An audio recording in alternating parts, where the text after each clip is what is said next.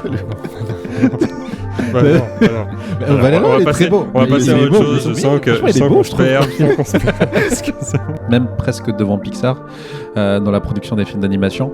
Mais elle m'a transmis beaucoup d'émotions que j'aurais même pas pu ressentir autrement. En fait, c'est des nouvelles émotions que j'avais jamais ressenties.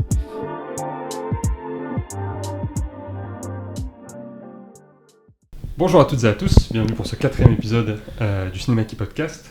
On est le dimanche 22 mars, donc une date un petit peu intermédiaire parce qu'on a tourné l'épisode 3 juste avant la cérémonie, les cérémonies des Oscars, des Césars, etc. Dont on va parler aujourd'hui. Et pour ça, je suis accompagné donc d'Andy. De retour. Bienvenue Andy, à nouveau. Et de Jessie pour la première fois avec nous.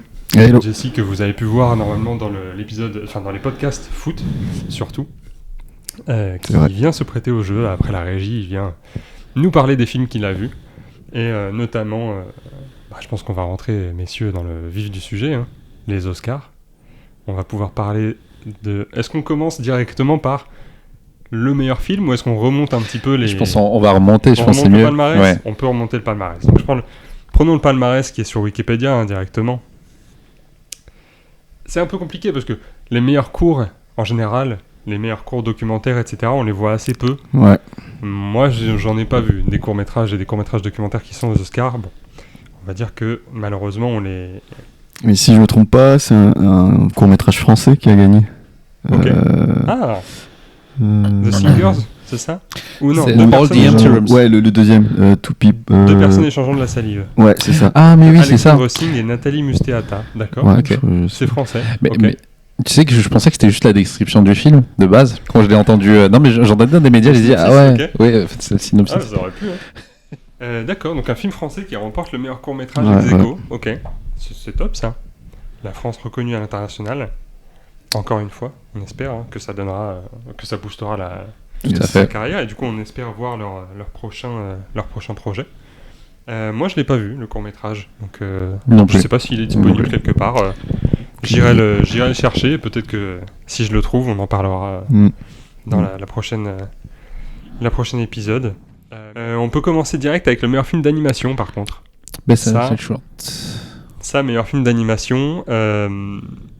Donc il y avait Zootopie 2, évidemment Disney, Ouais. toujours un film aux Oscars. Ouais. Moi je l'ai pas vu Zootopie 2, mais que c'était au moins au niveau du premier. Vous l'avez vu vous? Ouais. Ouais. Moi je l'ai vu, je l'ai bien aimé.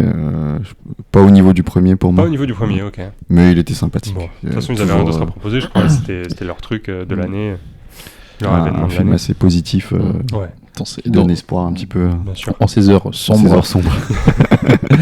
mais pareil, hein, j'ai vu Zootopie aussi, pas à la hauteur du premier, c'est sûr. Ouais. J'ai plus l'impression que c'est un petit peu une micro-story dans le monde qui fait vraiment. Enfin, du coup, ce qui était bien dans le 1, c'est que tu découvrais le monde des animaux, tu voyais à quel point il y avait un lore immense à l'intérieur de ce monde-là, il y avait plusieurs histoires.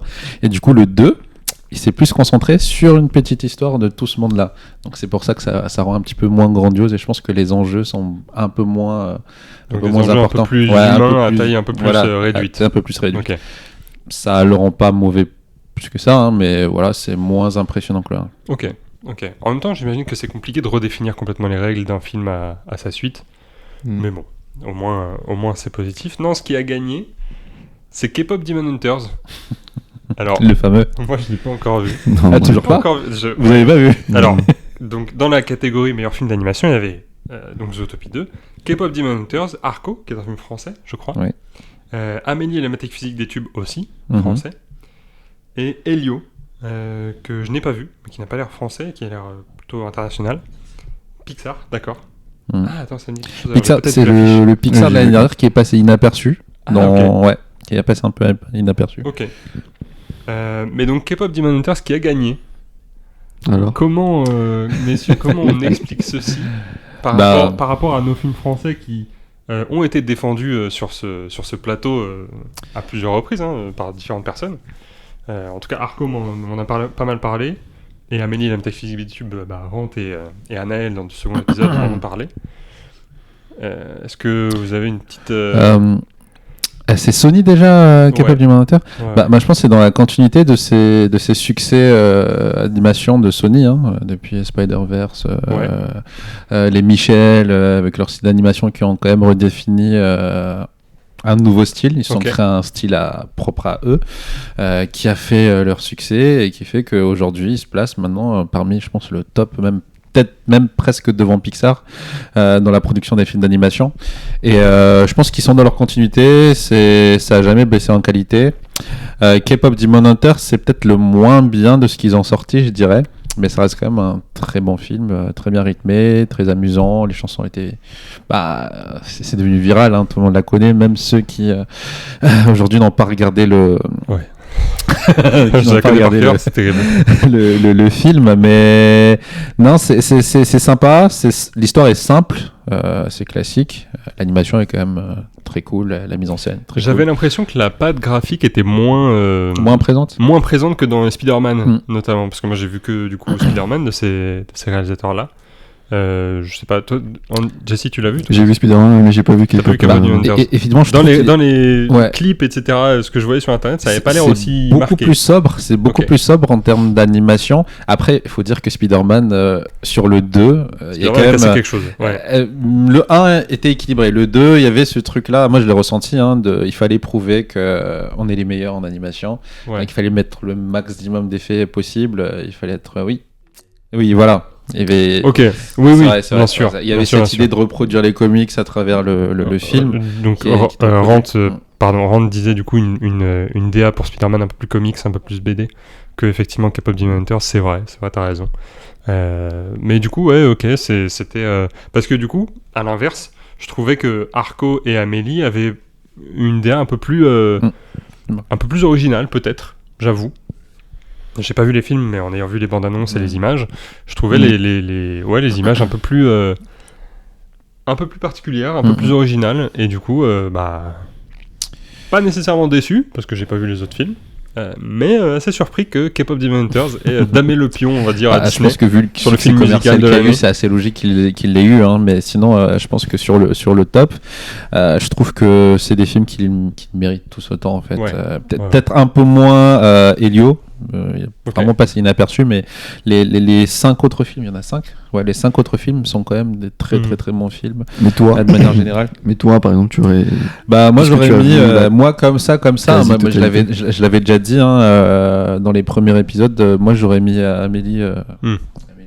La métaphysique des tubes, mais c'est purement subjectif parce que ça m'a plus touché que les autres, mais je pense que qualitativement les 5 se valent plus ou moins, que ce soit Arco ou que ce soit Elio, je l'ai pas vu, mais encore une fois c'est passé inaperçu, que ce soit Zootopie 2 et autres. J'allais dire un truc mais j'ai oublié ce que je voulais dire. Moi je vérifie pendant que tu discutes le meilleur film d'animation au César. Est-ce que c'était du coup... C'était Arco. Arco, il y avait Amélie et La vie de château, mon enfance à Versailles. Voilà, donc toi, Laurent, t'aurais plutôt mis Amélie ? Ouais, plutôt Amélie que Arco. Ok. Voir La vie de château carrément ? D'accord. Ok. Oui, c'est vrai qu'Arco, c'est un peu en deçà parmi les 3 autres, mais ça reste quand même un très bon film. Bon, en tout cas... Le film d'animation a cette année eu pas mal de reconnaissance. Vas-y, pardon. J'avais juste un truc. Je suis quand même déçu de ne pas voir les films d'animation japonais quand même à l'intérieur. Il y a eu que des très bons films d'animation, que ce soit Chainsaw Man ou... c'est vrai qu'on a eu l'habitude... Demon Slayer, sorti l'année dernière. Ouais. Mais l'année dernière, il était nommé, non ? Ouais. Non, il n'était pas nommé aux Oscars. Ouais. Mais pourquoi L'année dernière, pas cette année. Demon Slayer ? Attends, c'est cette année oui, il y avait un film japonais non, qui était je pense nommé pas. aux Oscars. Non, je crois que c'était sur un autre concours. C'est pas les Oscars, je pense. On va regarder. Ils ont été pressentis aux Oscars, mais ils n'ont pas été nommés, il me semble. C'est ça, non ? À voir.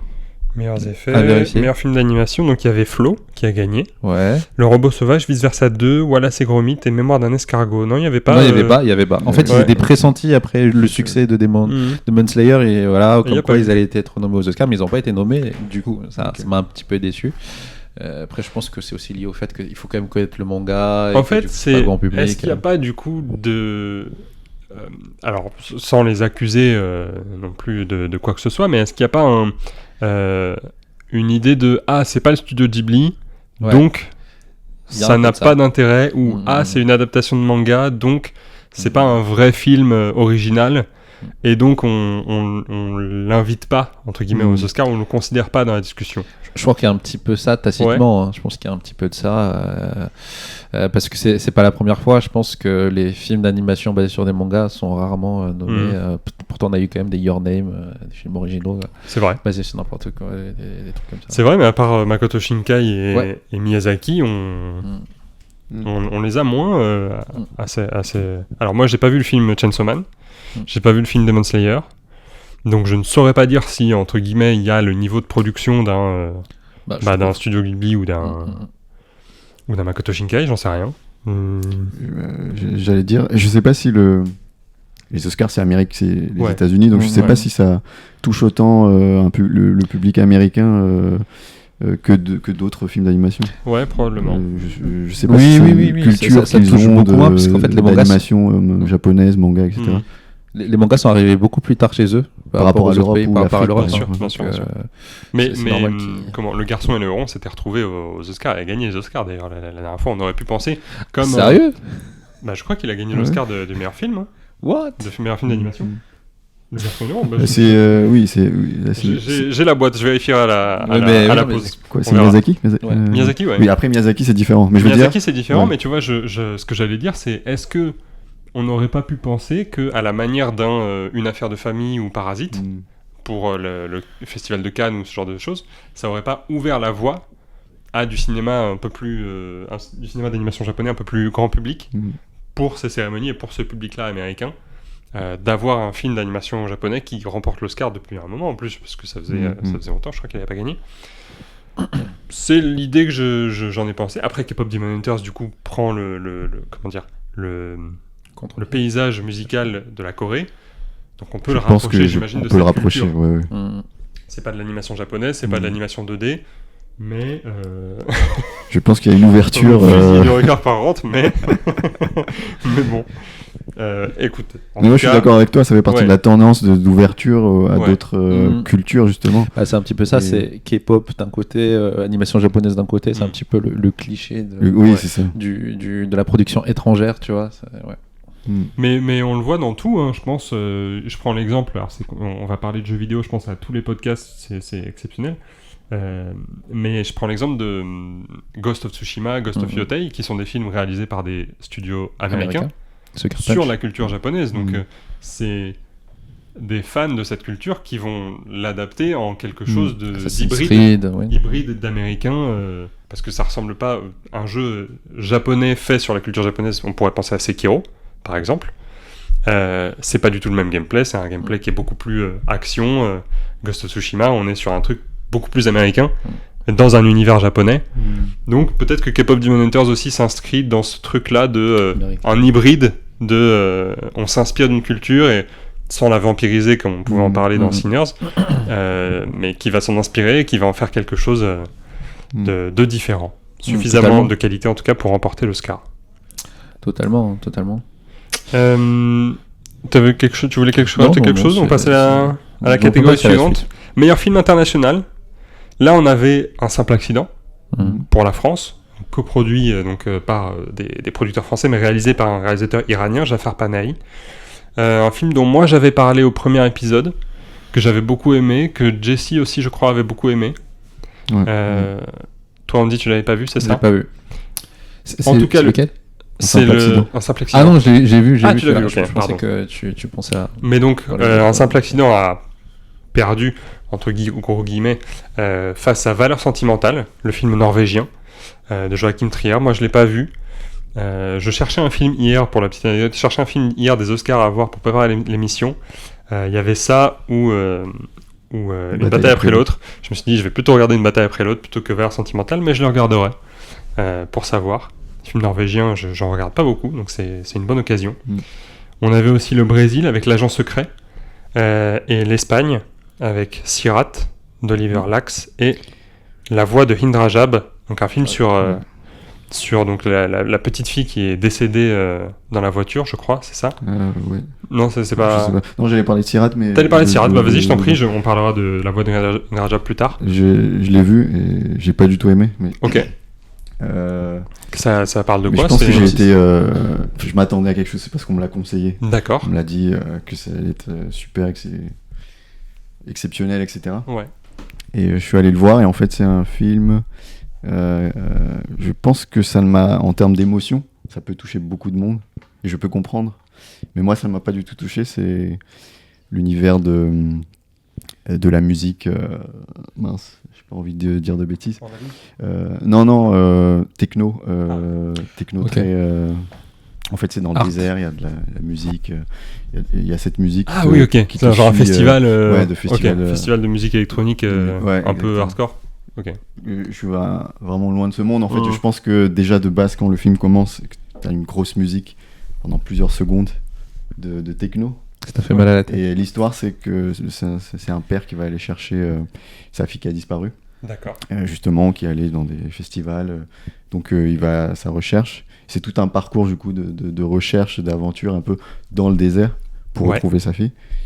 Et, je pense que ça peut être émouvant. Mais pour le coup, moi, ça m'a perdu complètement à cause de cet univers qui ne me touche pas. Mais voilà. Moi, personnellement, ça m'a pas du tout touché. Je suis sorti du film, je me suis dit, mais qu'est-ce que c'est que ça? Et le père, lui, il est sensible à cet univers ou est-ce qu'il Non, il le découvre aussi. Ok, donc ça aurait pu, entre guillemets, t'identifier au père, de dire, lui aussi est perdu et il se retrouve dans un truc, mais quand même, ça t'a pas... Non. Ok. Et ça veut dire que la mise en scène, elle est vraiment centrée sur la musique, en fait. Oui, il y a de la musique du début à la fin. tout le long. Et ça fait partie de la ça narration. rythme vraiment le film. Ouais. C'est l'identité Ok. que j'ai compris, en tout cas. Ok. Bah, on comprend, j'ai regardé l'affiche. En fait, il y a deux gros baffles et le père au milieu. Ouais. Je pense, Ça a l'air je me souviens de l'affiche, effectivement, ça a l'air assez intense. Je pensais que c'était plus une comédie que... Enfin, je pensais que c'était plus comique. C'est plus thriller, je pense. Que tragique. Non, c'est plus tragique. Tragique Et c'est une sorte de voyage un peu où il se passe beaucoup de choses. Enfin, il se passe quelque chose, pas beaucoup de choses, justement. Il y a plein de moments où on s'ennuie. Moi, je lâche prise et Ok. Du coup, c'est la musique qui rythme. J'ai quand même fini le film, et après le film, bon, je me suis dit... Et donc oui, en fait, juste derrière, il y avait la voix de Indra Jab. Donc ça, j'ai vu une histoire qui en parlait. Je sais pas si c'est un film. Je crois pas que ce soit un film documentaire. Et en fait, ça parle donc d'une petite fille palestinienne. Si je ne m'abuse, je vais quand même revérifier. Une petite fille palestinienne qui est gazaoui, qui est assassinée par l'armée israélienne. En fait, elle est sa voiture, la voiture de sa famille se retrouve face à une équipe de militaires, à une section militaire israélienne. Et en fait, les Israéliens criblent la voiture de balles. Toute la famille de la petite meurt. Elle se retrouve coincée dans la voiture. Elle parle et on entend et en fait, elle est au téléphone, voilà, tout le film avec un standard d'aide. Et donc tout le film, je pense, raconte cet appel. Voilà. Ça dure plus d'une heure 30, 2 heures. Je crois, ouais. Je crois que c'est 1h30, 2 heures, elle parle au téléphone avec la personne. Avant de mourir. Mais du coup, c'est un docu plutôt qu'un... Je crois que c'est pas un c'est documentaire, un je film, crois que c'est un film de fiction. Qui prend ce... Mais du coup, ils ont repris la voix originale de la petite. Je crois que c'est les bandes originales, effectivement, de l'appel en question. Okay. C'est un docu-fiction, donc il y a des éléments de documentaire aussi. Je pense que justement la voix en question en fait partie. Et je trouve que c'est important quand même de se servir de la vraie voix dans ce genre de documentaire. Surtout si tu et donc, Valeurs sentimentales, vous l'avez vu? Non. Non, vous avez passé un peu à côté. Moi, j'ai pas... C'est le film norvégien, c'est ça? Ouais. Non, pas vu. Joachim Trier, moi, c'est pas un réalisateur que je connais, donc j'ai pas, ça m'a pas attiré directement, donc je pense que j'essaierai de le voir quand j'en aurai l'occasion. Je sais juste que l'actrice, celle qui était dans Julie en 12 chapitres. Julie en 12 chapitres, d'accord. Ah oui. Ok. Mais elle est norvégienne. Je sais pas si elle est norvégienne. Oui, elle est norvégienne. Il semblerait qu'elle soit norvégienne. Ok. Mais oui, j'ai vu l'affiche. Je regarderai plus tard. Ça avait l'air intéressant. À voir. Meilleure musique de film maintenant. Un film sur lequel on est revenu, on en a parlé. On va pouvoir en reparler plus tard parce qu'il apparaît plus tard. Le film préféré de l'année dernière de Rente, Sinners. Je plaisante, évidemment. La bande originale de Sinners de Ludwig Göransson. Très belle bande originale. Ouais, j'ai pas incroyable. Incroyable. Je pense mérité. Ouais, c'était... Rien à dire, mérité. Rien à dire, mérité. C'était principalement le truc qui a fait le film. C'est le truc du film. Ouais. C'est bien fait dans le film. Il n'y avait pas de... Il n'y avait pas de raison, je pense, de le donner à quelqu'un d'autre. Et d'ailleurs, ils l'ont mis en scène lors de la cérémonie. C'est vrai ? Ouais, ils ont fait un petit spectacle. Ok, trop cool. On était en train de parler de Sinners, vas-y, Ouais, je t'en prie. ouais. Non, je disais qu'ils avaient mis en scène, du coup, pendant la cérémonie, une des musiques du film, avec un gros spectacle et des danseurs et tout ça. Ils ont un petit peu reproduit la scène, en fait, la fameuse scène du film. Et c'est marrant, ils ont mis, du coup, un ballet. Oui, donc qu'est-ce que c'est que cette histoire avec Timothée Chalamet ? En fait, il avait été interviewé, je crois, avec comment le gars d'Interstellar, comment il s'appelle ? Matthew McConaughey, son père de film. D'accord. Et on lui posait la question du ballet, du ballet, de l'opéra et du ballet, quoi, et de le mettre en scène en film. Et lui, il a dit que c'était dépassé, que c'était des choses qui étaient dépassées, et que tout le monde s'en fout du ballet, en gros. D'accord. Et pour le défendre, je défends pas, mais pour un petit peu avoir son background, en fait, c'est un gars qui est issu d'une famille d'opéra, de ballet. Sa mère faisait du ballet, un truc comme ça, je crois. D'accord. Et sa sœur, enfin sa famille est un peu dedans. Mais sauf que lui, dans ses commentaires, il a commencé à dire que le ballet c'était nul et que tout le monde s'ennuyait et que voilà. D'accord. ce qui fait que ça fait un gros bad buzz. Ça fait un gros bad buzz dessus et qui aurait participé au fait qu'il n'ait pas été nommé en tant que best acteur. Moi, j'ai entendu le truc qui avait un bad buzz. J'avais pas exactement, entendu les propos. J'avais l'impression, et je me suis posé la question, est-ce que ça faisait pas partie du jeu, justement de son personnage de Marty Suprême, d'être un petit peu condescendant. Ouais, c'est ça. En fait, toute la promo de Marty Suprême, je me suis dit, mais c'est trop. C'est un peu, on en fait des caisses, on dit des trucs, faut juste être présent et on fait un milliard de trucs. Il avait il s'est mis en orange. Ouais, non mais le truc orange, la veste, tout ça, tout était trop. Et du coup, je me suis dit, est-ce que c'est pas ça te déclare en plus pour aller, si c'est pas le cas, je trouve la décla franchement pas dingue. C'est assez dommage de faire ça. Et du coup, sur la mise en scène, ils ont mis une fille qui faisait du ballet. C'est du ballet.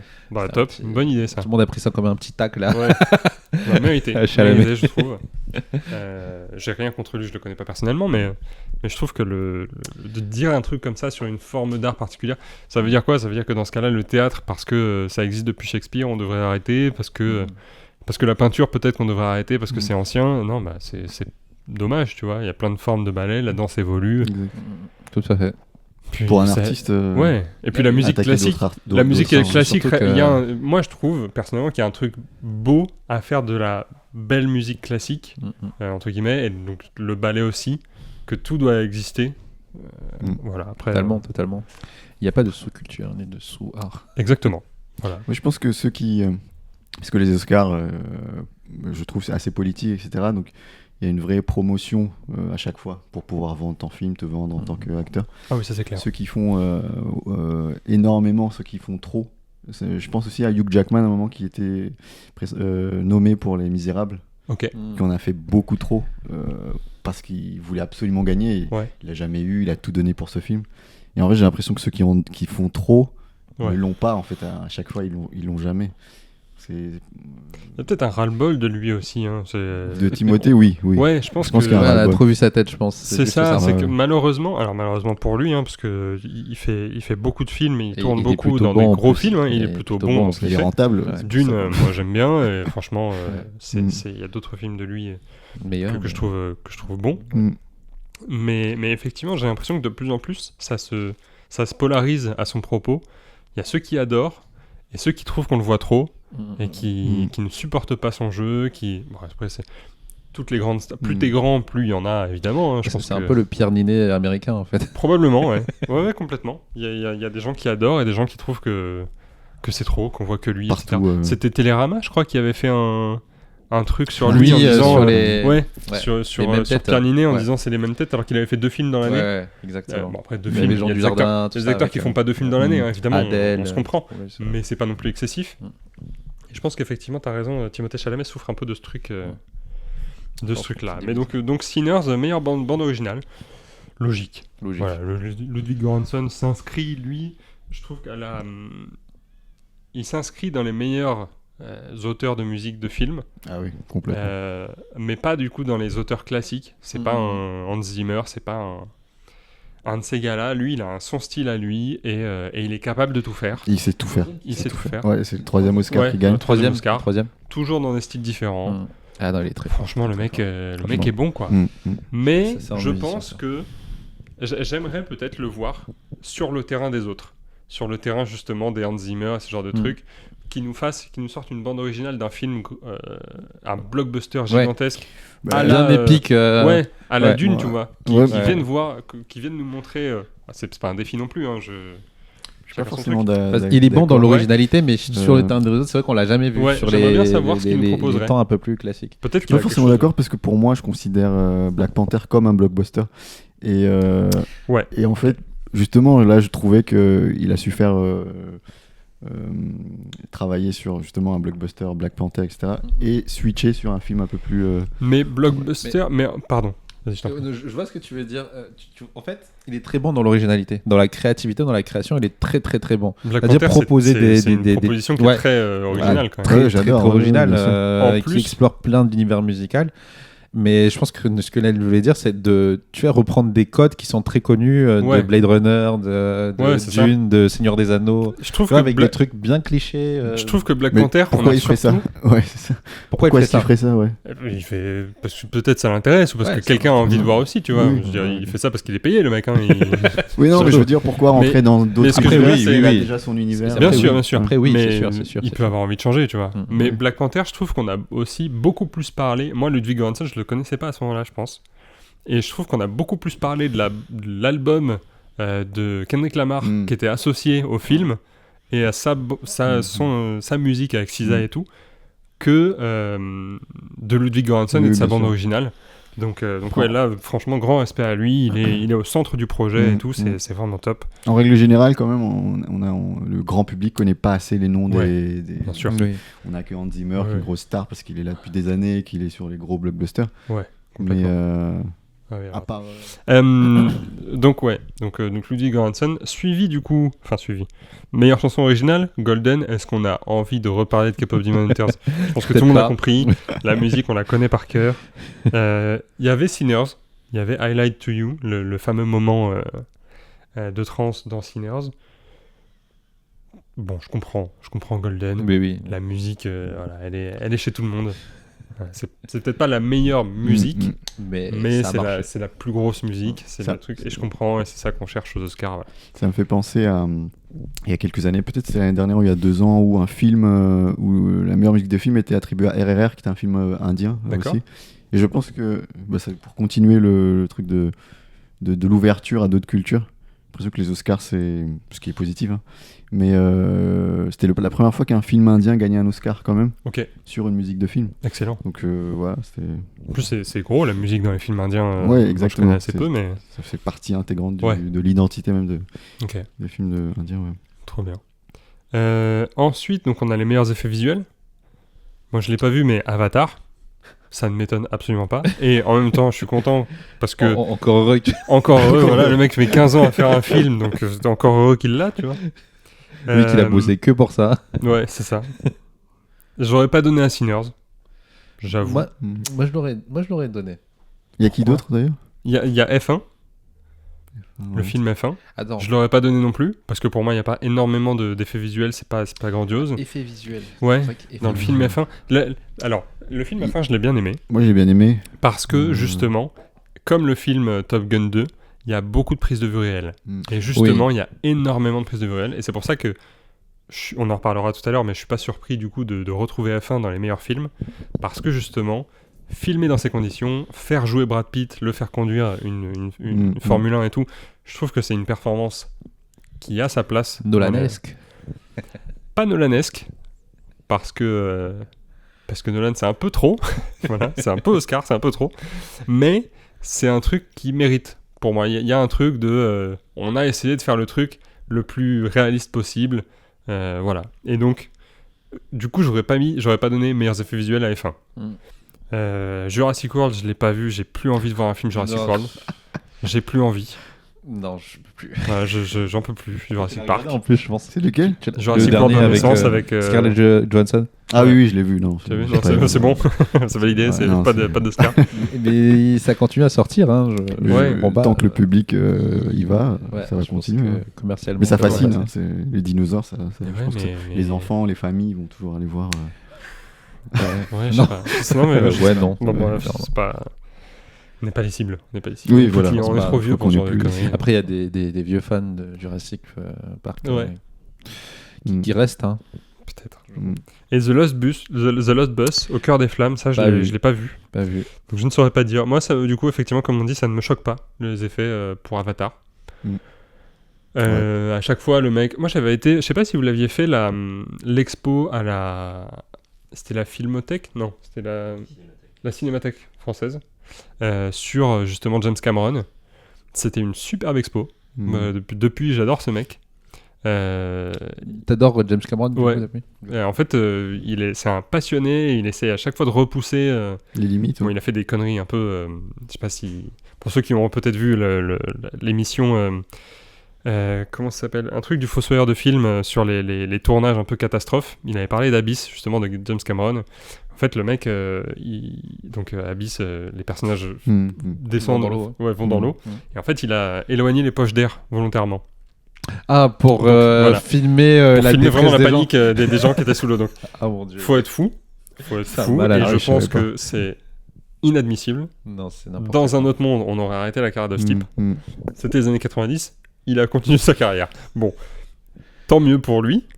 Et voilà, mais du coup, il essaye de repousser les limites. Aujourd'hui, un peu plus techniquement que physiquement, du coup, avec des caméras comme Avatar 2 pour aller sous l'eau, des caméras vraiment faire de la motion capture sous l'eau et tout, c'est quand même quelque chose. On dira ce qu'on veut des scénarios et de sa mise en scène. Moi, je trouve que techniquement, les effets visuels, c'est mérité. Voilà. Après. Oui, quand même. C'est quand même relativement beau. Ouais. Non, t'es pas convaincu? Ok, non, même tu l'as vu au ciné ou pas? Non, je pense que... oui, bien sûr. Il l'a vu sur son téléphone, il dit non, c'est pas terrible. Franchement. Ouais, exactement. Totalement. Écologique. Oui, par contre, oui. Oui, je pense que c'est. Il n'y a pas de débat sur le fait que ce soit très beau. Mais moi, en fait, j'ai tellement détesté les derniers Avatars que psychologiquement, j'arrive pas à accepter qu'ils gagnent. Donc c'est personnel. Ouais. C'est vrai que moi, je continue à maintenir ce truc de un film, c'est un tout, tu vois. C'est un tout, c'est de la mise en scène, c'est de la musique, c'est du visuel, c'est de la photographie. Et tout miser sur que du visuel et faire du trash à côté, tu vois, pour moi, on peut pas te récompenser pour ça. Ou ça, c'est vraiment subjectif. Moi, j'ai pas vu le 3, donc je saurais pas dire si le reste est trash. Si tu me dis que c'est trash, non, mais trash, poubelle. Ouais, je sais. Non, mais j'avais compris. Si c'est pas terrible à côté, je te crois. Après, il y a des gens qui ont trouvé ça magnifique. Hein. Après, c'est un avis totalement subjectif. Mais oui, moi, le scénario tient sur un papier A4. Le méchant n'est pas intéressant. On le fait revivre 3 fois. C'est bon, quoi. Ouais, mais c'est pas. Enfin, genre, il y a plein de films qui font ça, tu vois. C'est pas grave et les gens vont le voir. Ouais. Je pense pas que lui. Je pense pas que la démarche des Avatars ce soit justement de redéfinir. Tout redéfinir. Ouais. Je pense que son truc, c'est. Dans son bureau, il y a un post-it, c'est son scénario.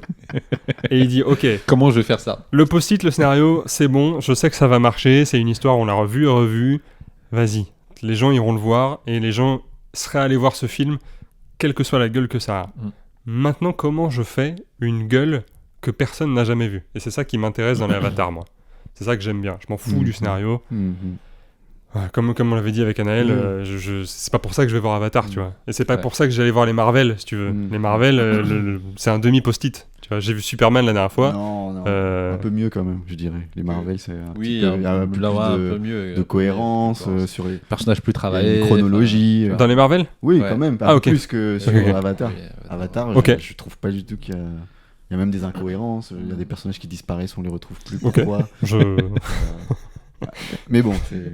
Ça, ouais, effectivement. Ouais. Mais du coup, qu'il y a les mêmes scènes dans le 1 et dans le 2 et dans le 3. Quasiment les mêmes scènes, c'est raconté exactement de la même manière. Ok. Mais je peux comprendre que tu acceptes de base. Je veux voir une performance visuelle, je veux pas voir... ce que je disais, c'est que si tu veux une performance visuelle, tu vas regarder Valérian, tu vois. Non, mais non. C'est quoi, Non. Alors, Valérian, on il va est très beau. On va Il passer est à autre beau, chose. Je mais sens franchement, il est beau, qu'on je trouve. perd. C'est impossible. Non, Valérian. Non, je n'accepte pas. Merci. Il est beau, Valérian. Il est pas beau, Valérian. C'est pas possible. Franchement, ça va. Non. D'accord. Ça va, Oh, on est les d'accord. gars, oh. Et l'univers, il est cool. Franchement, l'univers, le monde de Valérian, je l'ai trouvé J'ai bien. pas vu, j'ai Je pas l'ai vu. trouvé bien. Moi, j'ai pas accroché. Je trouvais ça dégueulasse. Après, c'est sûr qu'avec les deux, tu peux pas regarder autre chose que Ouais. la performance nulle des deux. Donc, Meilleur son, donc F1. Ouais, j'ai F1, beaucoup aimé c'est- les sons de. Ouais. Ouais. Là, ouais, ça bon, fait c'est- quand même un truc.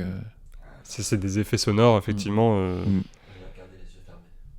Ça, c'est beau. Et ça, c'est le meilleur truc. Voilà, regarder un film les yeux fermés, c'est. Peut-être Allez-y. le seul point. Voir F1 les yeux fermés, il n'y a pas de souci. Mais donc, Sirat n'a pas gagné. Sinners n'a pas gagné.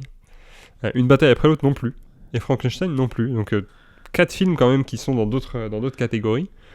C'est F1 qui a remporté le Pas meilleur mal. son. Un Oscar Voilà. pour F1, c'est vrai. Ouais, c'est une bonne chose, je trouve. Ça. Je crois que Top Gun 2 n'avait pas gagné d'Oscar pour ces catégories-là, pour effets visuels ou ce genre de trucs. Mais F1 l'a fait, donc respect. Pas mal. Respect. Meilleur montage et meilleure photographie. Donc là, on a les 2 gros films de l'année. Meilleur montage, Une bataille après l'autre, et meilleure photographie, Sinners. Logique. Moi, meilleur montage pour Une bataille après l'autre, je suis pas. Si, en vrai, si. Ouais. Quand même, c'est bien monté, c'est bien organisé. De manière générale, la mise en scène m'a pas époustouflé pour Une bataille après l'autre. Le montage un peu plus. Il y a notamment une scène, je pense que si tu verras de laquelle je parle, et ceux qui l'ont vu aussi, la scène de la rafle des Mexicains. Ah, j'adore. C'est très bien monté. J'adore. Ouais. L'ambiance sonore, il y a une petite musique derrière rythme, qui est très, ouais. qui est très, ouais, c'est un petit leitmotiv comme ça qui revient. Ça met une pression. Cette scène est super bien montée. C'est vraiment bien foutu. J'ai pas mal de réserves sur le reste du film, mais sur le montage, franchement, je trouve que c'est mérité. Marty Supreme est dans la catégorie aussi. Je l'ai pas vu moi. Pas vu non plus encore. Ouais. Ça Valeur me donne pas sentimentale envie. aussi. Assez étonnant pour un film qui avait l'air aussi lent et doux. En tout cas, l'affiche me paraissait aussi pas légère, je dirais, mais au moins un peu moins intense. Sinners était dans le meilleur montage aussi. Oui. Moi, je l'aurais mis Plutôt, top perso. Enfin, ouais. après, j'ai toujours pas vu la fin de One Battle After Another. Ouais. Mais oui, quand je verrai une bataille après l'autre, je déciderai si c'est mérité ou pas. Ouais. Et pour la meilleure photo, Sinners, Logique ça on pour est tous moi. d'accord. On est Logique, d'accord, je pense. Ouais. J'ai trouvé ça magnifique. Ouais, c'est quand même. Totalement mon style visuel. Ah bon. Rien qui n'est Non, je pas suis désolé, d'accord forcément. Il nous faut une caméra sur la régie parce que c'est toujours. Les réactions sont épiques. c'est toujours un plaisir, hein. Franchement, se retourner et rendre pas d'accord, c'est magnifique. Donc ouais, Sinners, meilleure photo. J'ai pas vu Frankenstein, mais ça avait l'air joli. Peut-être un peu trop gris, vu les images que j'ai vues, mais bon, je trouve un écueil du film de monstre de manière générale. De la bande-annonce de Bride of Frankenstein que j'avais vu, ça m'avait l'air aussi un peu gris. Donc est-ce que on n'est pas... est-ce qu'il n'y a pas ce truc de dire le film de monstre, c'est pas, ça doit pas être coloré, ça doit pas être... Peut-être. Ouais. Peut-être. Parce que je crois qu'il y avait le même style aussi quand, tu sais, Nosferatu. Ouais. C'était un petit peu pareil, non? Ouais, un ouais, petit peu gris, probablement. un petit peu noir, Ouais. gris dans ces tons-là. Ça avait l'air très sombre, ouais. Très Bah, sombre. après, il et reprenait un peu le code contrasté, du- mais du coup... Après, dans Nosferatu, il reprenait les codes du premier film, Oui, justement, qui le était en noir et vieux, blanc. Donc, ouais. il y avait un petit peu ce forcément, côté tu dois terne. coller un truc... ouais. ouais. Mais donc, Sinners... ça correspond bien au thème, Ouais, enfin, les ouais. vampires, Ouais, etc. ouais. C'est froid, Exact. c'est Ouais. Mais peut-être que du coup, il y a un trop plein du coup entre Nosferatu, Frankenstein, Bride of Frankenstein. D'ailleurs, je pense que c'est à cause de ça qu'ils ont fait celui-là. Ouais, peut-être. Parce que ça a fait un petit succès quand même, Nosferatu. Moi, j'ai commencé Frankenstein et j'ai arrêté. Ouais, Au t'as bout pas... de- Ça m'a pas été pas au du bout. tout donné envie de regarder, C'est perso. très lent, très lent. Ouais, J'arrivais pas à rentrer dans le film. ok. Enfin bon. Bravo à Autumn Durald Arcapo pour la photographie de Sinners. Le nom... Ok, non, pardon, Le nom avait une consonance. Vous l'avez vu Arcapo, j'avais en l'impression que IMAX c'était- ou en normal? Non, moi je l'ai vu sur ma télé. Malheureusement, je l'ai Ok. raté au cinéma. Donc, Ah. ouais. Ah, dommage. dommage. Bah, je suis un peu dégoûté, ouais, parce que du qu'en coup, je me IMAX, suis c'est dit, un truc de ouf. Franchement, parce qu'en fait, du coup, sur la télé, donc pour ceux qui l'ont vu chez eux, vous verrez peut-être de quoi je parle, mais du coup, il y a un changement de cadre Ouais. entre donc les scènes. bah oui, il manque carrément un. Ouais, il manque centimètre une en plus, grosse ouais. partie et on l'a que C'est quand filmé en il y a IMAX les... de base. Ouais. Bah, en fait, la grande image, on l'a que sur Mm. les parties avec le personnage irlandais. Et donc, ouais, effectivement, ça change de cadre, un peu comme ça le faisait dans Batman, Ouais. le dernier de Nolan, où en fait, sur les gros plans, enfin sur les plans larges de la ville, justement, on a une grande fenêtre à IMAX, et sur le reste, on a les bandes noires. C'était C'est un pareil peu dans les dommage. 4 Fantastiques aussi. Ok. Ouais. Ok. Ensuite, on a meilleur maquillage et coiffure. Bon, la Frankenstein rafle la Mais mise. logique, pas je pense. étonnant. Ouais. Voilà. Bah, c'est un petit peu Hmm, celui qui. C'est un petit peu. Sans dire que c'est facile. Ouais. Voilà, Mais non, oui, c'est vrai que le c'était travail de maquilleur et de coiffeur n'est pas c'était bien facile. fait. Ouais. La DA, en tout cas, effectivement, mérite. Mm. C'est bien fait. On est sur les catégories des Oscars, donc de meilleur décor et direction artistique, meilleur costume et meilleur maquillage et coiffure, qui sont tous les 3 partis à Frankenstein. Malheureusement, on l'a pas vu, Frankenstein, nous. Mais des images qu'on a pu voir, effectivement, il y avait l'air d'y avoir une superbe patte. Donc c'est un film à voir, je crois qu'il est sur Netflix, il est arrivé très vite sur Netflix. Je sais pas si c'est eux qui l'ont produit. D'ailleurs, j'ai cru que c'était un film Netflix de base. Ouais, et en fait non. C'est un film Netflix? Je sais C'est pas. un Netflix. Bah, Ouais, moi, je l'ai vu moi, tout il de me suite arriver semblait, sur mais, Netflix. Ouais. Ouais, je pense que c'est un film Netflix. Je sais Et pas c'est s'il peut-être pour a- ça que j'ai pas regardé d'ailleurs. je ne sais pas. C'est produit. Je sais pas s'il a été au cinéma d'ailleurs. Il est diffusé sur Netflix. Donc, Ouais. peut-être qu'il l'était directement. Directement. C'est possible, c'est Ouais, possible. je crois qu'il est pas passé par la case cinéma. Ouais. Une honte. Donc, S'approprier le. Guillermo le vendu. S'approprier le. Mais Le donc voilà, cinéma donc comme ça, Frankenstein, malheureusement, on n'aura pas beaucoup à en dire puisqu'on l'a pas vu. Mais on imagine que c'est tout à fait mérité. Voilà. Meilleur scénario adapté. Une bataille après l'autre. Donc adapté d'un roman, Vineland, de Thomas Pynchon.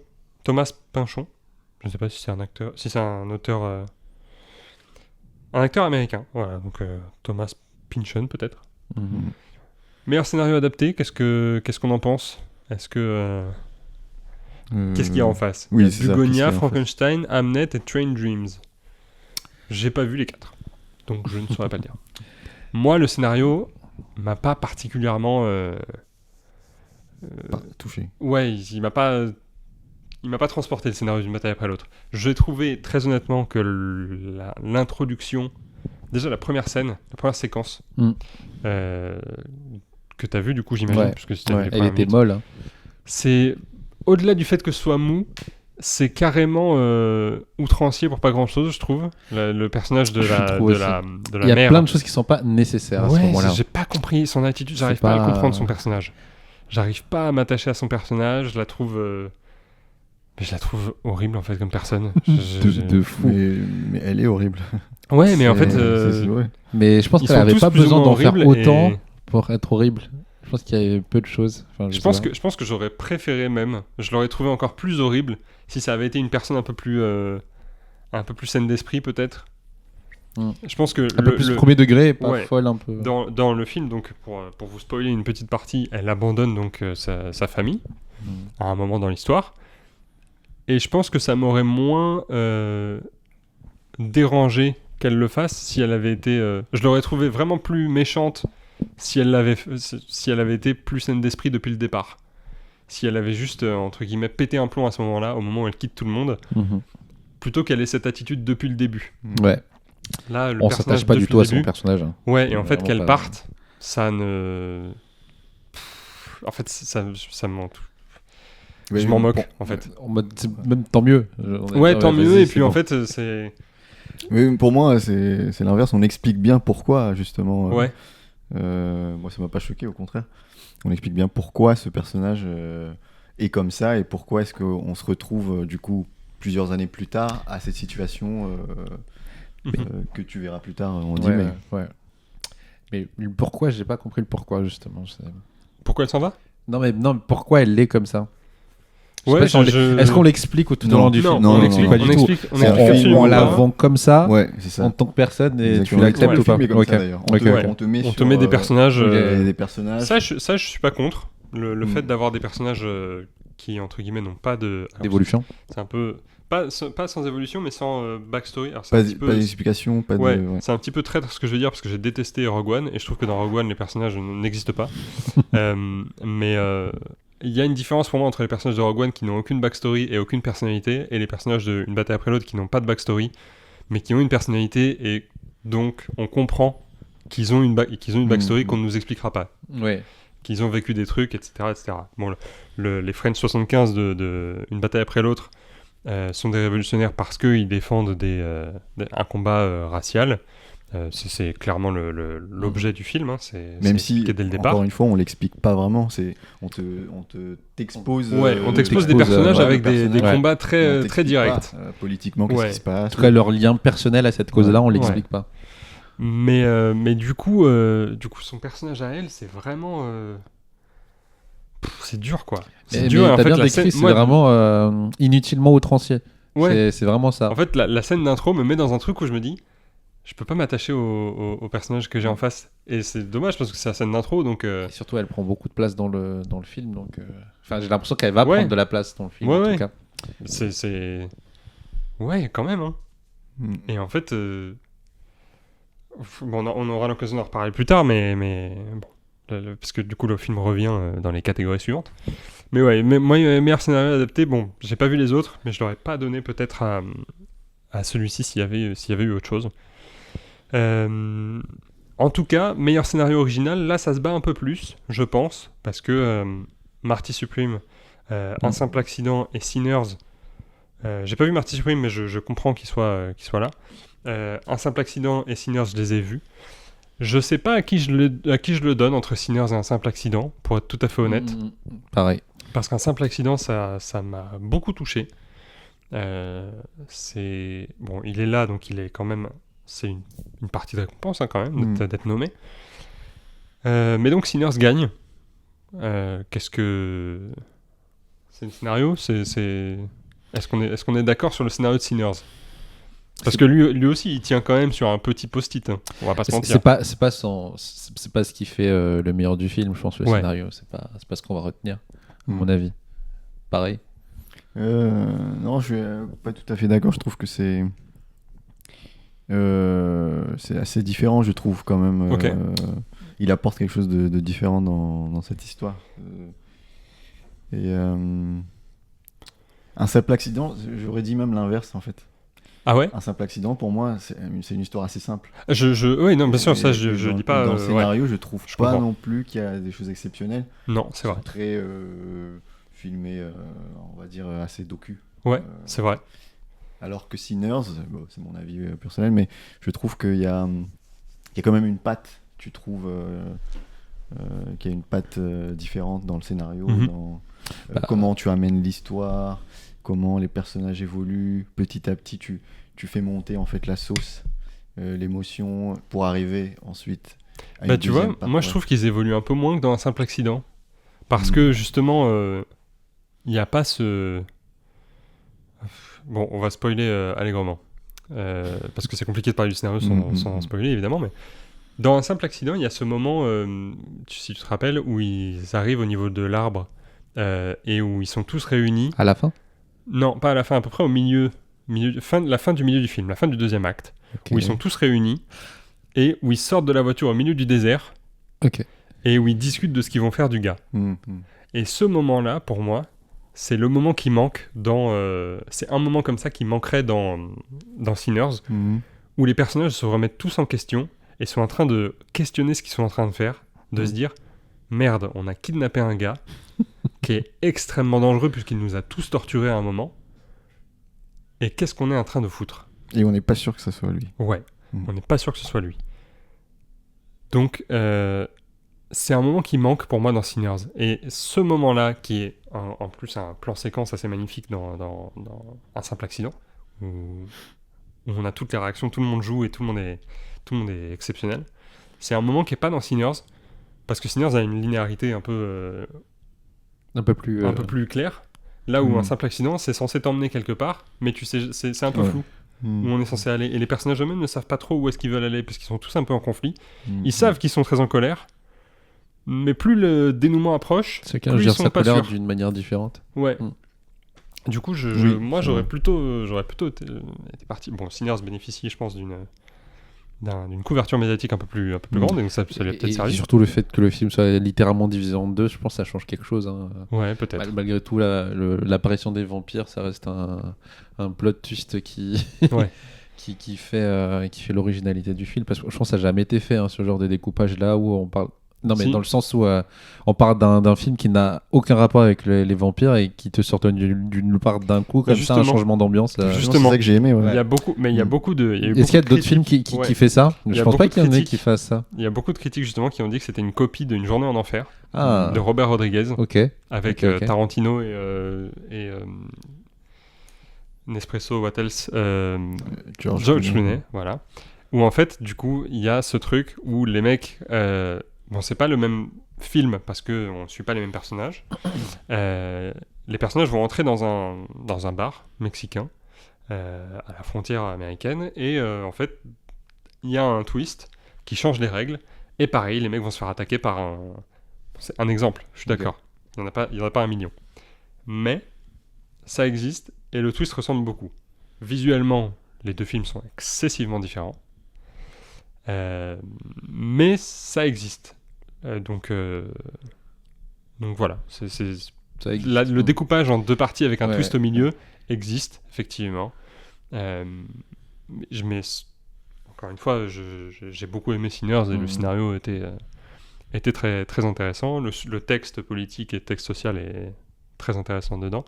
Moi, j'avoue que j'aurais préféré un simple accident. Un simple accident, peut-être. Mais c'est un peu David contre Goliath, quoi. Mais pareil, pour moi, Sinners, c'est pas le scénario qui m'a le plus marqué. Ouais. Donc, c'est le visuel, la musique. Ça m'étonnerait pas qu'un simple accident puisse le gagner aussi, tu vois. Ensuite, donc, on a meilleur casting. Et donc, on va avoir meilleur acteur dans un second rôle aussi. Une bataille après l'autre. Donc une bataille après l'autre pour le casting et donc Sean Penn pour le rôle du colonel Stephen J. Lockjaw dans une bataille après l'autre. Il est incroyable. Le vieux, le militaire. C'est Sean Penn ? C'est Sean Penn, tout à fait. Quoi ? Je l'ai pas reconnu. Oh mon dieu. Et ben voilà, c'est Sean Penn. Je l'ai pas reconnu du tout. Ouais, c'est Sean Penn qui joue du coup. Alors moi je l'ai, peut-être que vous aurez la ref. Moi je l'ai trouvé un peu RFK Jr. Le responsable de la santé, le ministre de la santé en gros des Américains. Tu vois le mec, tu vois de qui je veux parler ? En fait, alors il est handicapé parce je crois qu'il a fait un AVC ou un truc comme ça, je crois, quelque chose comme ça. Et donc il a cette carrure. En plus, il est énorme, il est baraqué comme pas possible. Et en fait, il a une voix un peu rocailleuse qui saccade beaucoup parce qu'il a eu des accidents de santé. Et donc il marche un peu comme marche Sean Penn dans le film. Et je trouve le parallèle entre les deux personnages un peu extrême. Ça m'a frappé direct. Je me suis dit putain, si c'est sa référence pour le rôle, c'est assez incroyable. Et je comprends le... Toi, t'es d'accord du coup avec le classement ou pas ? Oui, en tant que second rôle. Second rôle. Ouais. Mais même le casting, je suis d'accord sur les deux. Ouais. Casting est incroyable en fait. Benicio del Toro, Sean Penn. Tu préfères Sean Penn ou Benicio del Toro dans le film en second rôle? Parce que du coup, Benicio del Toro était aussi. Benicio est incroyable. Ouais. Je pense que. Je verrai dans le film. Le coup de cœur. Moi, j'ai un vrai coup de cœur sur Benicio del Toro, dans son personnage dans le film. Okay. Il est génial. Génial. En maître karaté. Il est incroyable. Complètement chill. Voilà. C'est vrai que son apparition dès les premières images, ça marque. Il y a un truc qui se passe. Ouais. C'est peut-être le seul moment où j'ai dit pas mal, il est là. Mais il y a des scènes incroyables. Ouais. Toute la scène avec la fuite, scène de la rafle. C'est incroyable. Et Benicio, en fait, j'ai appris qu'il a beaucoup improvisé. De ce que j'ai compris, il y a plusieurs moments où il improvise, notamment. On va consacrer la dernière partie du coup à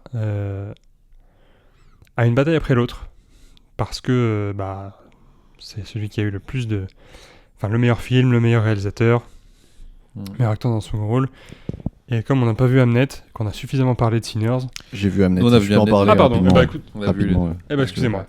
Si vous voulez parler d'Hamnet, du coup, pour la meilleure actrice, avant qu'on termine sur une bataille après l'autre. Ah oui, tu l'as vu aussi. Oui, ah, Je vous en l'actrice, prie. oui, mérité de fou. Je pense qu'il n'y a aucun débat là-dessus. Elle a porté le film, hein, elle a porté le film de A à Z, que ce soit dans l'acting, dans l'émotion, dans tout en fait. Elle est l'image du film. Et je pense que l'évolution psychologique qu'elle a du début à la fin, l'évolution du personnage, on arrive à le ressentir en regardant. Même sans musique, sans rien, on arrive à capter les intentions. Donc, je pense qu'elle était incroyable dans celui-là. Elle joue la femme de Shakespeare, c'est ça ? Oui, exactement. À la période où lui écrit Hamlet. C'est ça l'histoire. Exactement. Okay, ça marche. Ouais, mais c'est une histoire fictive. C'est issu d'un livre de la relation qu'ils avaient. Non, je suis d'accord avec Andy. Moi, juste petite parenthèse, j'ai adoré ce film globalement. C'est un film qui m'a vraiment marqué et je pense personnellement, mais je sais pas trop l'expliquer d'ailleurs, c'est assez difficile de l'expliquer. Mais c'est un film où j'étais allé le voir au cinéma sans du tout, personne m'a influencé, c'est-à-dire j'avais pas d'attente, encore une fois. Et j'ai été plongé dans le film, je pense après 10 minutes, parce que ça m'a pris du temps de rentrer dedans. Au début c'est un petit peu lent, on présente les personnages. Et au fur et à mesure que je rentre dedans, je suis plus sorti du film, jusqu'au bout. Et t'as une intensité qui monte, avec une dernière scène où t'es dans un théâtre et où là il y a une explosion d'émotions. Même avant ça, j'ai été touché par tout ce qui se passait en fait. Et c'est vraiment porté, comme on le dit, par le personnage de Jessie Buckley. De Jessie Buckley, qui pour moi, oui, elle est, je sais même pas comment l'expliquer, mais elle m'a transmis beaucoup d'émotions que j'aurais même pas pu ressentir autrement. En fait, c'est des nouvelles émotions que j'avais jamais ressenties. Et durant tout le film, enfin surtout vers la fin, j'étais complètement pris de panique d'émotions. Et j'avais les larmes et tout mon corps qui tremblotait. C'est vraiment là c'est la description mais c'est vraiment ce que j'ai ressenti dans ce film. Et quand je suis sorti de ce film, après pendant 2-3 jours, je repensais à ce film et à tout ce qui se passait, à toute l'émotion qui a été transmise et les émotions par lesquelles tout le personnage est passé. Il y a une question de beaucoup de choses, mais il y a une question de deuil, il y a une question d'amour, de la nature, de la proximité que ce personnage a avec la nature. La parentalité. La ville vs la forêt, la campagne. Il y a plein de sujets en fait, et je pense que tous ces sujets-là m'ont touché tout simplement. Ouais. Donc voilà, petite. T'as ressenti énormément de choses. Ah oui, vraiment. En tout cas, c'est ça. C'est vraiment non, mais il a tout décrit. Hein. En fait, le film, il a un peu. Enfin, moi, ce que dans ma perception du truc, c'est un petit peu. C'est un film qui est un peu découpé comme une pièce, je trouve, une pièce de théâtre, avec plusieurs scènes qui sont très jouées, très. C'est beaucoup de performances beaucoup de performances dans l'expression des émotions et ça peut faire trop. D'ailleurs, ce qui faisait débat avec Rint la dernière fois, c'est que lui il trouvait qu'elle en fait trop, que c'est trop des performances d'Oscar en gros. Et pour moi, c'était nécessaire parce que c'est découpé comme des scènes. Chaque scène était comme une scène de théâtre où les persos vont exprimer le maximum d'émotions et expliquer au public exactement ce qu'ils doivent ressentir en fait. Et ça c'est très réussi parce que l'actrice arrive à facilement le transmettre. Hein. Et dans chaque scène, dans chaque cas, c'est un peu comme des tableaux à chaque fois. Comme des tableaux, un tableau d'une mère et son enfant, de la mort de quelqu'un, ensuite l'amour entre deux personnes. C'est des tableaux comme ça qui se succèdent et qui te provoquent à chaque fois des émotions de ouf. Et franchement, c'est pas mal. Ça a l'air hyper intense comme vous en parlez. Non, c'est intense, mais c'est même pas si... Émotionnellement, je veux dire. C'est intense chargé, émotionnellement, c'est chargé, oui, mais dans la mise en scène... Ça provoque quelque chose exactement. chez les gens, en tout cas. Mais dans la mise en scène, c'est quand même quelque chose de très sobre, hein. Très silencieux. Oui, bien sûr. Très silencieux, très sobre. Ouais, mais si le jeu déjà et le scénario et le jeu des acteurs est chargé comme ça et produit c'est ça, viscéral. s'il y a trop de mise en scène derrière, ça peut exactement. être, ça peut être un peu dégoûtant, entre guillemets. Mais ok. D'accord. Et malgré ça, alors du coup j'enchaîne, parce qu'on n'aura pas nécessairement énormément de temps, mais malgré ça, vous mettriez... Enfin, toi, Jesse, tu mettrais meilleur film à une bataille après l'autre. Non, du coup... T'as vu, Parce que tu vois, dans la façon dont tu le dis, j'ai l'impression que tu as vécu quelque chose, ça t'a resté dans la tête. Non, c'est sûr. on en Hamlet, parlait c'est un avant, film... Oui. Pour le coup, personnellement, dans l'expérience que j'ai eue, oui, c'est pas du tout pareil ce que j'ai vécu. Donc oui, moi, si je dois choisir, oui, je mettrais Hamlet meilleur film. Parce que j'ai vécu quelque chose que j'avais pas vécu en fait dans d'autres films, tout simplement. J'aurais mis Sinners, mais... Toi, t'aurais mis Sinners. J'aurais mis Sinners, mais Hamlet, facile. Ouais. Facile aussi. Ouais. Et pour autant, c'est pour ça que c'est incomparable, mais une bataille après l'autre, j'ai adoré ce film. Ouais. Vraiment, je trouve que ça fait longtemps. Si tu veux, on rentre dans le vif du sujet. Rentrons dans le vif du sujet. Donc, le meilleur film, on avait Bugonia, F1, Frankenstein, Hamnet, Marty Supreme, L'Agent Secret, Valeurs Sentimentales, Sinners et Train Dreams. Et donc tous ces films ont été battus par une bataille après l'autre. Une petite mot déjà sur les films qui sont dedans. Donc Hamnet, Marty Supreme, c'était sûr qu'il allait être dedans. Valeurs Sentimentales et L'Agent Secret, qui sont des films internationaux. Donc ça, pour le coup, c'était un peu pas inattendu, mais du coup, c'est bien d'avoir un peu de la nouveauté, de la coproduction américaine qui ramène des films étrangers. Sinners, on savait qu'il allait y être. F1, moi, je pensais pas qu'il y serait. Moi non plus. Voilà, Joseph pareil, je sais pas ce qu'il fait là d'ailleurs. Comme je disais tout à l'heure, moi je suis content qu'il y soit parce que effectivement la performance visuelle, oui, il y a un effort réel, c'est un effort de technicité, il y a un effort de mise en technicité, de réal de manière générale, je pense. Mais... Moi qui regarde pas mal de F1, je sais pas si c'est votre cas aussi. Un petit peu, que... J'avais l'impression d'être dans la partie fiction de la série Netflix, tu vois. Ouais. J'ai l'impression de voir la série Netflix adaptée en film, tu vois. Et du coup, en fait, j'étais dans un bon film de F1, quoi. C'est un bon film de bagnole. Je suis d'accord. Ça me surprend pas qu'il soit là parce qu'effectivement, visuellement, c'est bien fait. D'accord.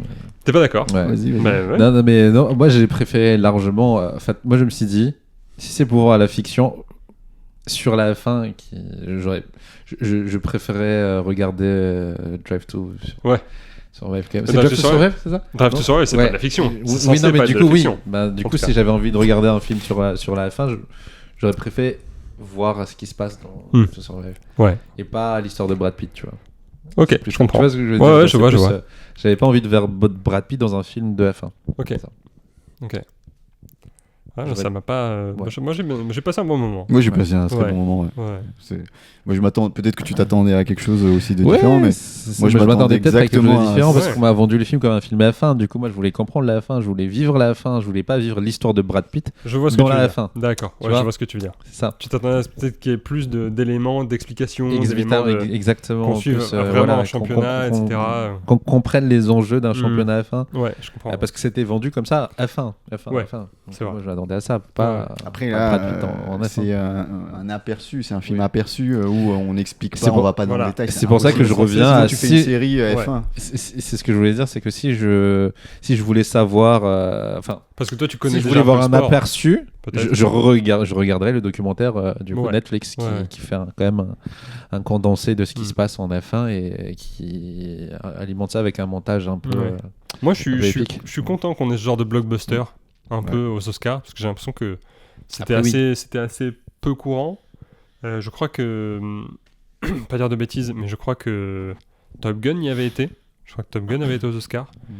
Et donc je trouve que ce genre de film grand public mérite aussi leur place là-bas. Bon, ils ne gagnent pas, peut-être qu'un autre gagnera un jour, mais peut-être que c'est aussi l'opportunité pour des films un peu mieux réalisés, mais des films de super-héros qui pourraient s'y retrouver un jour peut-être. Pourquoi pas. Mais donc tous ces films ont été battus par une bataille après l'autre, dont on parle depuis tout à l'heure, qu'on survole un petit peu parce qu'il est dans un petit peu toutes les catégories. Moi j'ai moins aimé, Jesse t'as beaucoup aimé, Andy t'es pas encore allé au bout. Donc on est un petit peu 3 facettes de l'appréciation de ce film. Yes. Je vais peut-être commencer pour dire ce que j'ai moins apprécié. Déjà, donc, comme on disait, le personnage de la mère, le personnage féminin, qui m'est insupportable. J'ai pas pu supporter ce personnage. J'ai pas pu comprendre ce pourquoi ce pourquoi elle se battait. Je vois, et je partage le combat évidemment des French 75. Ça, c'est pas un problème. Ce qui m'a vraiment dérangé, c'est son attitude à elle. Elle a l'air profondément dérangée par quelque chose. Tout le long de son passage, il y a quelque chose qui va pas pour elle. Et ça rend son expérience mon expérience que j'ai eue d'elle dans le film assez difficile. Du coup, en découle derrière le film, parce qu'en fait toute l'histoire du film est entre guillemets déclenchée par les actions de son personnage à elle.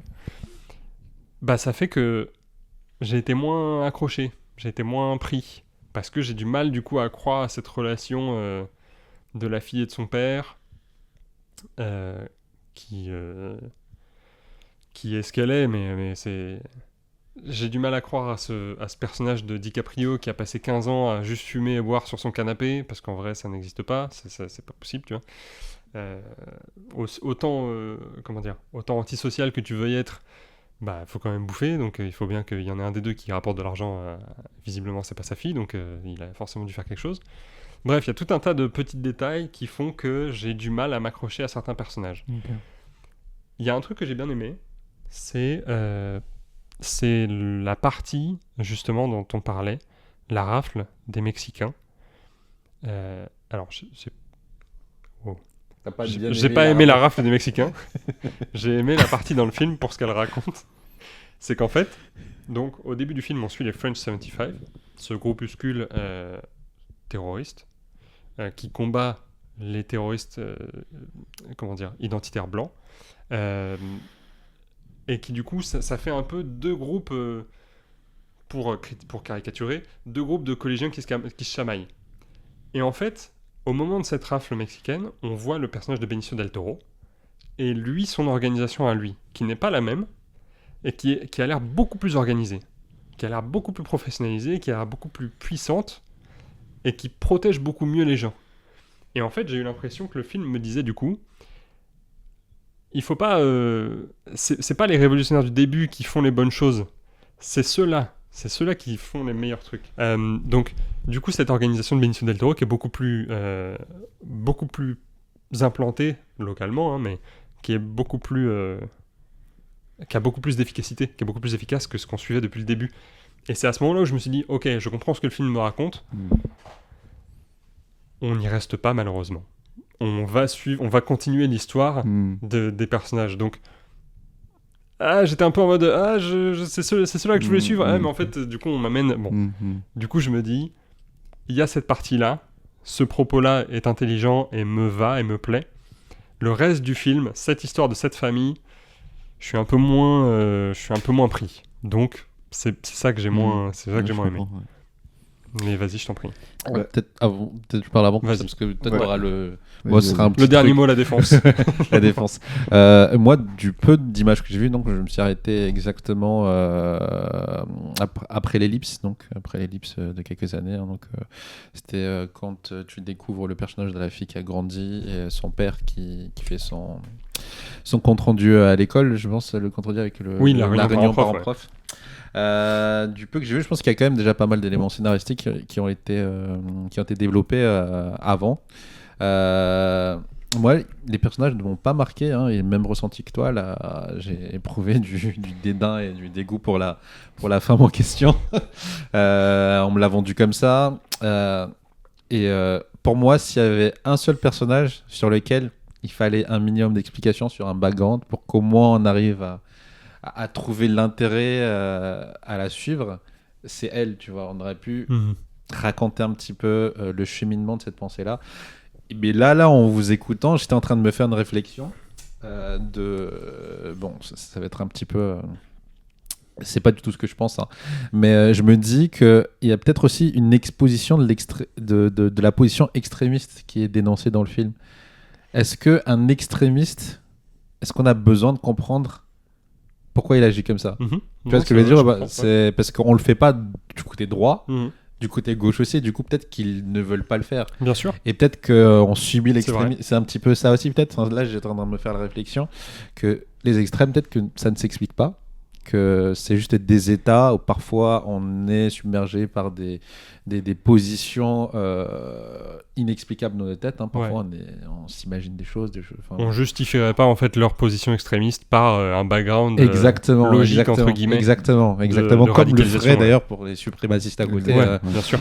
Donc je pense que est-ce que c'est ça peut-être l'idée qui se cache derrière, probablement, qu'on la vend comme ça, c'est une extrémiste et voilà, elle est comme ça, je sais pas, il y a rien à justifier, mais elle est comme ça. Ouais, ok. Je vois. Elle tue des gens. Elle est noire, mais elle n'hésite pas à tuer d'autres noirs qu'elle défend eux-mêmes. Tu vois. Donc, je pense que peut-être que c'est une explication, une piste.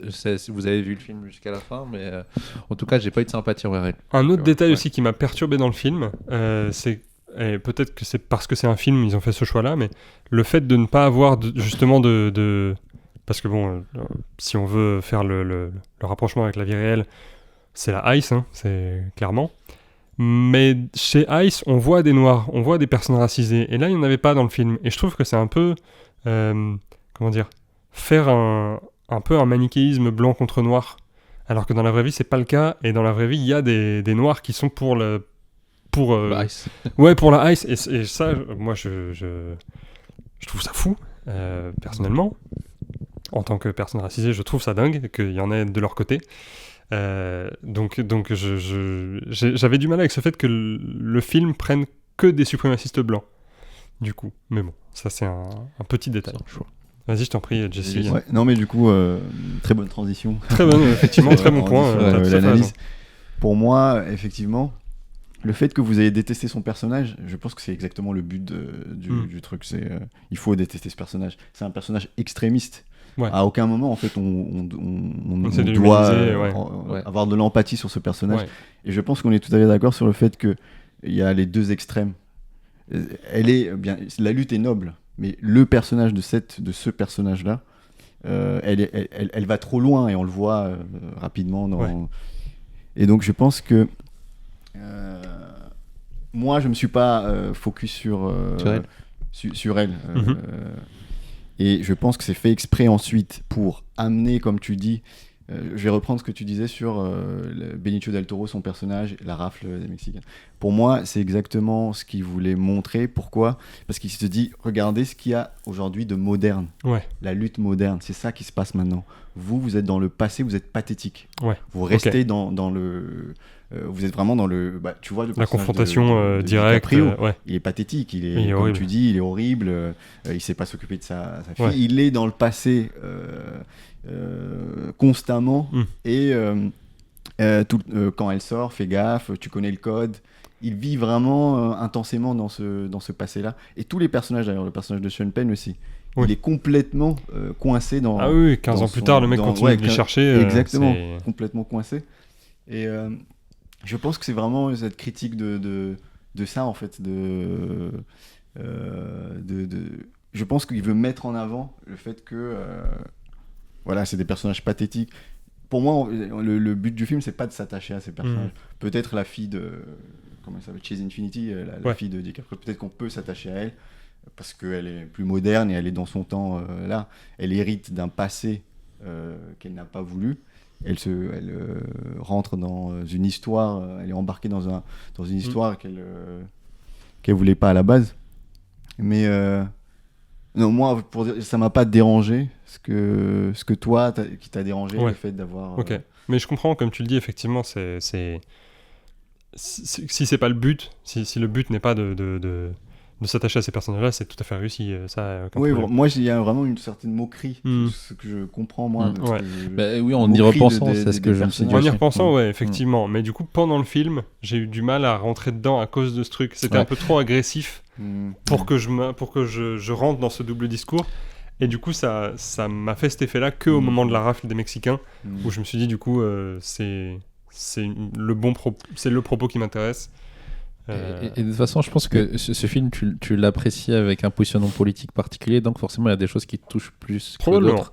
Donc les biais sont là dès le départ, hein, donc forcément, nous, on attendait peut-être quelque chose... Voilà, tu vois, j'allais en parler pour parler plus globalement du film. Moi, je pense qu'il n'y a pas j'avais pas d'attente politique, et je pense même que le film n'a pas de portée politique de base. C'est mon toujours politique, mais il utilise un contexte politique pour travailler ses personnages. Mais pour moi, il n'y a pas de pas de morale rien. peut-être. Il n'y a pas de morale, on n'explique pas le bien et le mal, on n'explique pas le background des personnages. On arrive et on subit les personnages comme ils sont. Et puis on va des années après, on regarde qu'il a une fille, etc. Et à chaque fois, en fait, on n'explique rien du tout. On n'explique pas du tout le combat des frères. À aucun moment on l'explique, je crois, dans le film. De French 75. Des French 75. Je crois que c'est en fait tu le déduis, je pense, un petit peu. Tu le déduis au moment où il y a le braquage de banque, au moment où ça part en vrille, où la meuf est sur les ouais, c'est ça. Et c'est un peu, c'est pour ça que je parlais de collégien tout à l'heure, c'est qu'en fait c'est très basique, c'est un combat réduit, c'est le combat racial réduit à ses éléments, ouais, c'est ça. Les plus terre à terre. Ouais, c'est ça, les blancs contre les noirs, et point. Et on n'en parle pas vraiment d'égalité, on parle pas des autres races, on parle pas des autres ethnies, etc. Exactement. C'est vrai que ça peut être une caricature, une forme de satire de ces combats-là. Parce que c'est vrai que c'est le premier truc qui m'a marqué aussi, c'est le manque de réalisme de ce film. Ouais. Le rapport à la réalité... j'ai l'impression que ça se passe dans un genre de dessin animé pour enfants. Tu vois ce que je veux dire ou pas? Il y a plein de choses qui paraissent surréalistes. S'il te plaît, ils ont fait 3000 attentats, ils sont 10, ils seront pas chopés. Enfin, tu vois. Ouais, complètement. Il y a aucun flic. La police ne réagit pas. Il y a que cette milice-là qui est contre eux. Ce gars-là, ce gars-là qui traîne toujours dans les alentours, mais t'as l'impression que l'armée est déployée H24. Exactement. C'est fou. Et pareil, les médias, ils en parlent pas. Enfin. Que cette société secrète de 4 personnes, une société secrète de 4 personnes qui contrôlerait tout le truc. Donc j'avoue que ça m'a un petit peu. Non, ça tu l'expliques pas. Justement, mais ils ont un nom absurde. J'avoue que ça m'a un petit peu sorti du film au début. Tu vois, c'est plein de trucs. Ça m'a un petit peu sorti au début. Effectivement. Mais du coup, en y repensant et en le réintellectualisant derrière, je comprends. Mais pendant le visionnage du film, j'ai pas été séduit. Donc là, effectivement, je vois. En discutant, je comprends le propos, mais peut-être que du coup, comme vous en avez parlé, je pense que j'aurais plutôt préféré Hamnet. J'aurais préféré regarder Hamnet. J'aurais préféré donner l'Oscar à Hamnet. C'est Chloé Zhao, c'est ça? Oui, c'est ça. Ouais. Mais juste pour finir avec une bataille après l'autre, le personnage pour moi, par exemple de Sean Penn qui joue, c'est un peu l'opposé du personnage de DiCaprio. S'il avait continué dans cette radicalité. Et c'est pour ça qu'on les oppose un petit peu. L'autre personnage, il est resté coincé et il n'arrive pas à se défaire de ça. Il est complètement, de toute façon, cassé psychologiquement. Et DiCaprio, je pense qu'à un moment, son personnage, s'il était resté aussi dans ce passé, dans ce truc-là, il aurait, je pense, fini dans cette direction-là. Et moi, je pense que c'est plutôt un film très centré sur les personnages plutôt que centré sur la politique, les explications autour, etc. C'est vraiment le suivi des personnages vraiment pathétiques pour moi, qui sont complètement perdus, coincés dans le passé, face à une réalité aujourd'hui, comment ils se débrouillent et quand le passé les rattrape. Et en même temps, on voit tout ce qui se passe. C'est assez actualisé, c'est assez actuel dans le sens de la rafle des Mexicains, mais aussi de cette société secrète de fascistes, comment on appelle ça, suprémacistes blancs, cachés sous une maison, dans un tunnel. Qui ont un truc. T'as l'impression qu'ils ont des agents partout. et que ils attendent tous de pouvoir accéder au rang suprême de leur association de 4 là. Mais moi j'ai adoré ça. J'ai adoré justement de le truc un peu cartoonesque des cette hiérarchie. Finalement, c'est vraiment une satire, je pense, comme film. Ouais. C'est une satire, je pense. Cette histoire, il l'a écrit, le réalisateur, il y a des années. Il a toujours voulu réaliser ce film. Il a réussi à le faire que maintenant. Mais c'est une histoire qu'il a toujours voulu faire. Et oui, comme on dit, c'est vraiment une satire. C'est vraiment se moquer. Vu comme ça, oui, peut-être. Vu comme ça, oui, peut-être que je changerais ma... Et sans parler de la réalisation, globalement, j'ai adoré. Et cette dernière scène... je sais pas si on peut en parler du coup. Tu pas. Mais ok, je crois que je vois. Tu vois. Je crois que je vois. Où il y a un rythme et tu t'attends. Qu'est-ce qui va se passer, J'ai adoré. Et quand j'étais au cinéma, j'ai dit. Ouais. En en parlant, ça me rappelle un truc. Ça me rappelle le scénario de Red Dead Redemption 2. Tu l'as fait ou pas? Non. J'ai pas fait Red Dead Redemption. C'est un petit peu ça, c'est un petit peu ce groupe de criminels. Enfin, du coup, oui, un groupe de criminels qui sont justement coincés dans leur délire de s'en sortir en braquant, continuer à braquer. Quoi. Ouais. C'est un petit peu le but de toute l'histoire.